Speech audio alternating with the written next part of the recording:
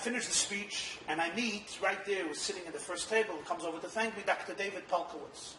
David Pelkowitz is a professor in Yeshiva University, and has been probably in this field of therapy, 25 or 30 years, has a lot of experience on his hands. Dr. Pelkowitz tells me a maisa that he experienced in his office, in his therapy room. He says there was a child from a wonderful Jewish family in New York, an observant, a family of Bnei Torah. The children were success stories, so to speak. One boy in the middle of the family, he was the exception. There's always that boy. And he was the exception. He despised yeshiva, he hated learning. He was sent from, the people that at the age of 9, they've already been to 9 yeshivas. One of these characters.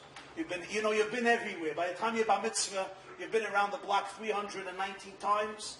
You're 13 going on 92.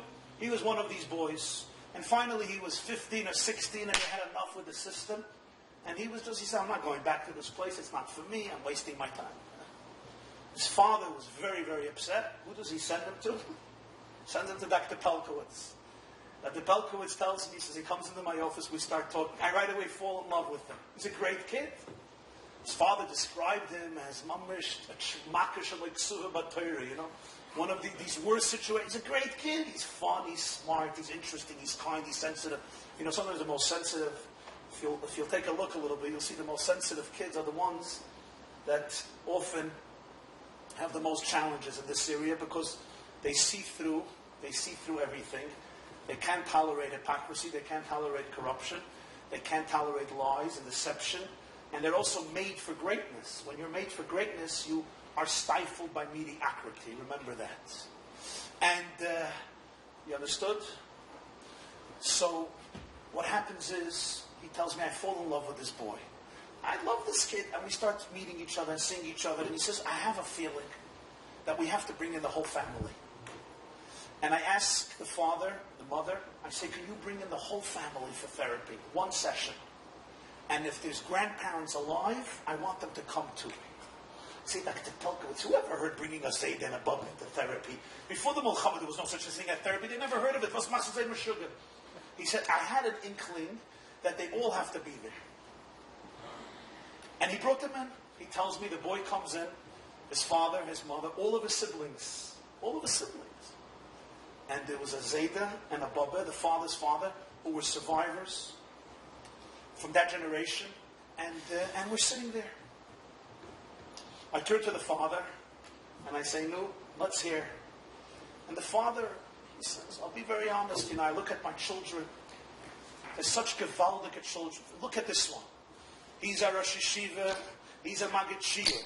He finished Daf Yomi 7 times. Well, he didn't say 7 times, but you get the point.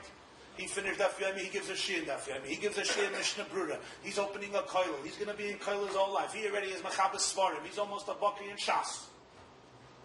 And here I have a boy wasting his time, not interested in anything, doesn't learn.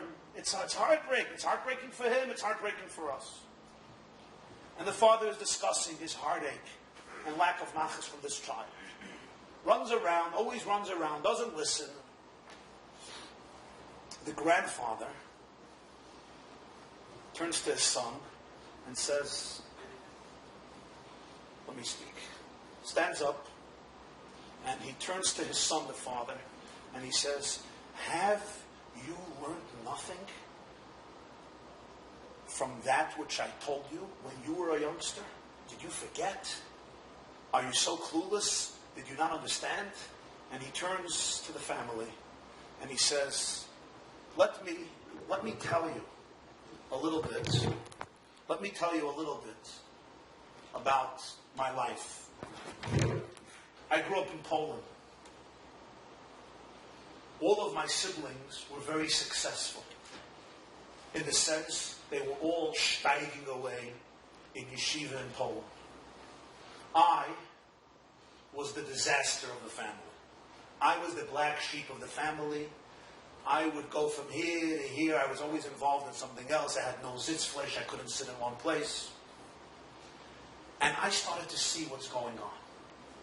I got a hold of a book. The book was titled Mein Kampf. It was the book authored by Adolf Hitler Yimach Shemai, in which he articulated his plans for the Jewish people. Of course, nobody believed him. He shouldn't have. When he comes to power, he won't do it. He shouldn't. Like they say today about Iran. They speak. I read it. I read other things. I saw the situation. I turned to my father. I said, Tate, medaf loifen. Father, we have to get out of Poland. Poland is near Germany. It's the border of Germany. Medaf antloifen. We have to run away. My father looked at me and he said, here you go again. If you would be sitting and learning, if you would be doing what you have to do, you wouldn't speak this way. But the battle's the zeit, you're wasting your time, you're worried about things you shouldn't be worried about. Change your life, sit down and learn, we're not going anywhere. I didn't listen to my father. I knew I was right. I left, I ran away, I came to the United States.